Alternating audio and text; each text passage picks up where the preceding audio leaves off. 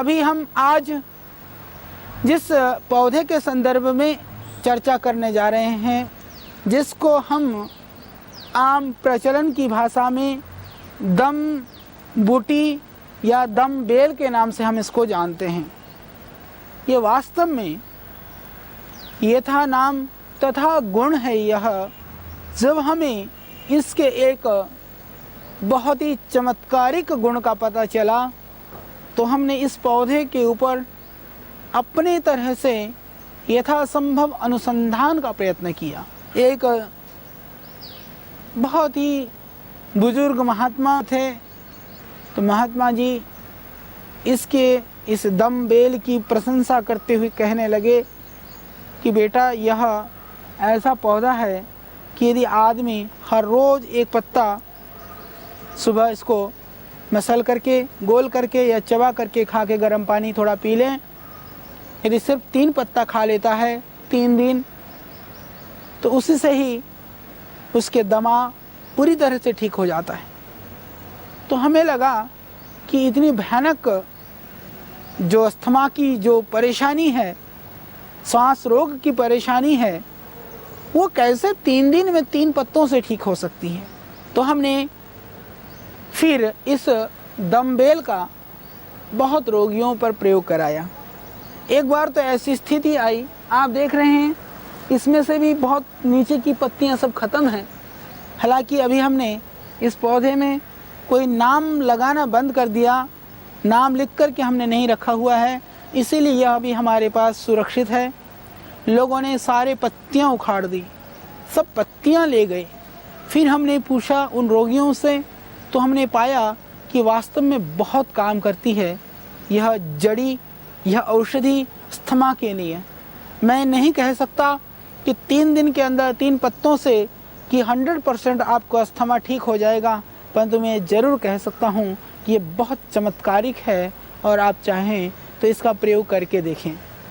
तो अस्थमा के लिए, दमा के लिए, श्वास रोग के लिए यह रामबाण है। इसकी जो प्रयोग की जो विधि है वह भी काफ़ी सरल है।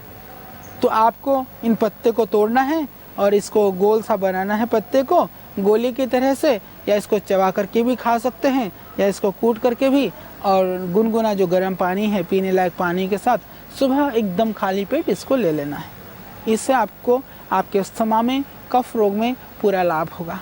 हालांकि आयुर्वेद के अंदर श्वास रोग के लिए, कफ रोगों के लिए बहुत सारी चमत्कारिक औषधियों का वर्णन है, परंतु उन औषधियों में यदि इस दमबेल की बात की जाए तो मैं कह सकता हूँ कि उनमें यह अग्रणी औषधि है। श्वास रोगों के लिए, कफ रोगों के लिए हम भी बहुत सारी औषधियाँ बनाते हैं आप सबके लिए। आप उसका सेवन कर सकते हैं।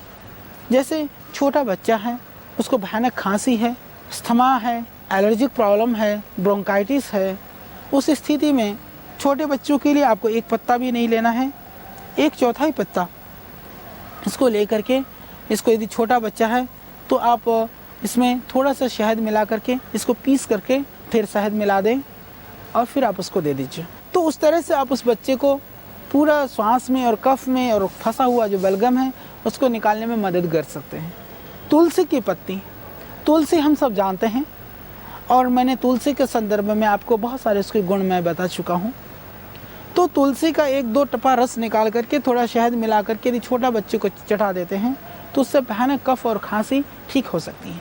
तो बनी बनाई जो सिरप हैं, जो कफ सिरप हैं, दूसरी औषधियाँ हैं, मैं कहता हूँ कि उससे भी कहीं बहुत निरापद है यह जड़ी बूटियाँ, जो आप सीधा प्रयोग कर सकते हैं यदि आपके पास ये जड़ी बूटियाँ लगी हुई हैं। तो आज च्यवनप्राश के नाम पर लोगों में एक जिज्ञासा है, उत्सुकता है और एक बहुत बड़ा मार्केट भी है, परंतु हमने गुणवत्ता पर शायद इतना ध्यान नहीं दिया।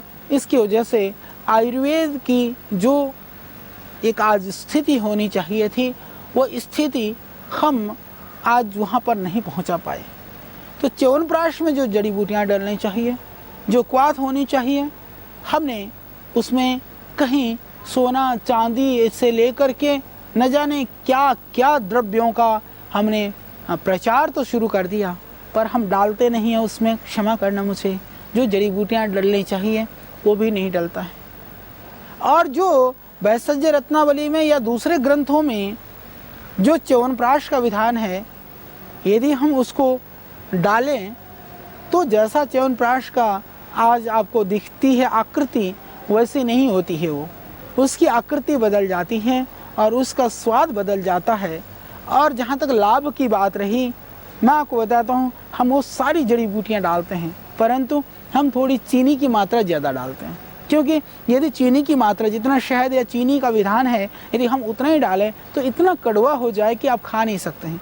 तो हमने जड़ी बूटियाँ कम नहीं की, थोड़ी सी मीठे की मात्रा बढ़ा दी, जिससे कि आदमी आराम से खा सके। उससे उसकी गुणवत्ता में कमी नहीं आई।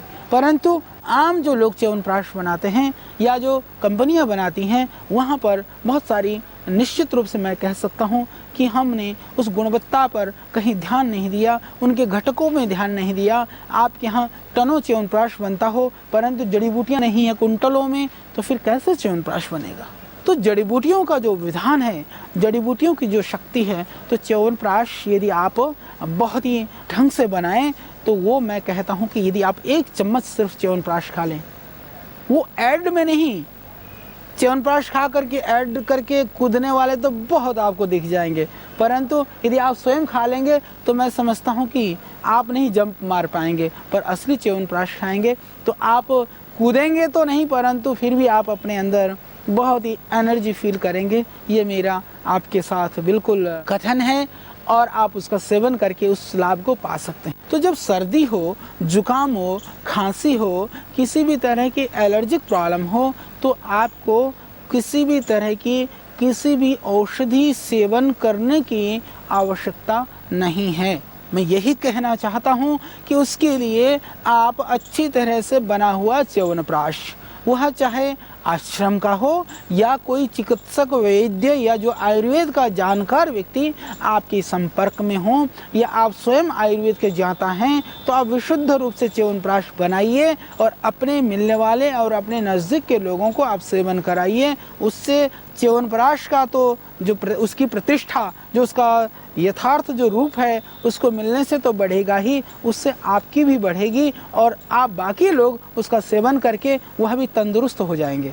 तो उस सब रोगों के लिए आप च्यवनप्राश का सेवन कर सकते हैं।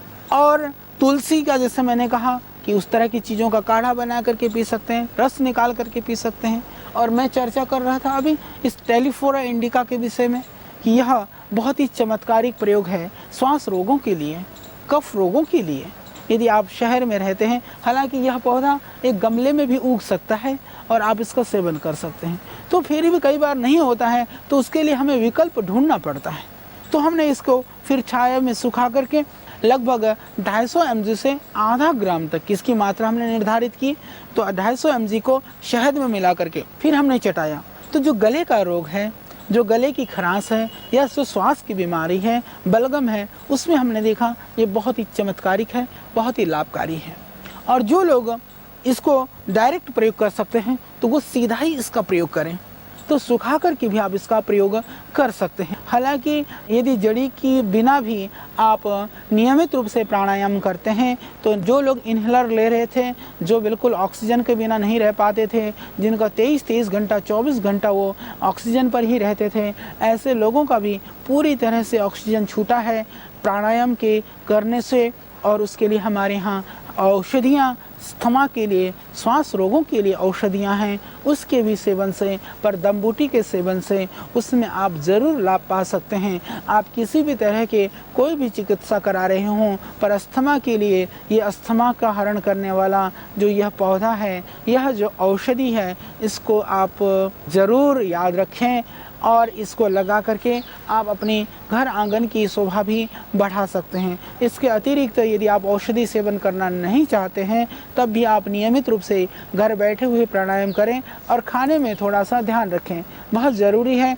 आज की हमारी ऐसी परिस्थिति हो गई है कि जब तक बीमार नहीं होते हैं तो रोग के विषय में नहीं सोचते हैं, बीमार हो जाते हैं, फिर भी हम गोली को खाने को तो तैयार हो जाते हैं, पर गोली के साथ जो पथ्य अपथ्य है उस पर हम ध्यान नहीं देते हैं। क्या खाना चाहिए, क्या नहीं खाना चाहिए।